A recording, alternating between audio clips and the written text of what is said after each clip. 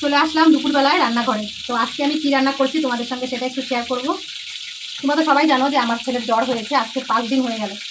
আমি যখন আজকে কাজ থেকে বাড়িতে এসেছি, তো জোড়ো গাল, যেহেতু বাচ্চা মানুষ স্বাভাবিক টুকটাক একটু খেতে ইচ্ছা করে, ভালো মন্দ, যেহেতু কিছু খেতে পারছে না, ওর খুব ইচ্ছা করছে একটু চিলি চিকেন আর রাইস খেতে। তো কী করবো, দিতেই হবে, ছেলের আবদার। তো এই যে আমি এখন চিলি চিকেনের জন্য মানে সব কিছু রেডি করেছি। তোমার চিকেন এই যে ম্যারিনেট করে রেখেছি চিলি চিকেনের জন্য আর কি। তো এটা ভাজা করবো এখন। আর এখানে শাড়ি শাড়ি দিয়ে দেখো সমস্ত কিছু এই যে রেডি করেছি। তো এখনও কিন্তু রান্না হয়নি, রান্না সবে হচ্ছে, অবশ্য রাইসটা হয়ে গেছে।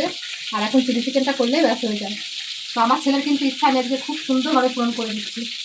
তোমরা সবাই একটু আশীর্বাদ করো দূর থেকে, যেন ছোটোখাটো আমার ছেলের মনের ইচ্ছা মা হয়ে যেন আমি একটু পূরণ করতে পারি। যেহেতু ওর বাবা নেই, কখনো যেন না ভাবে যে বাবা নেই বলে মা আমার কোনো জিনিস পূরণ করতে পারছে না।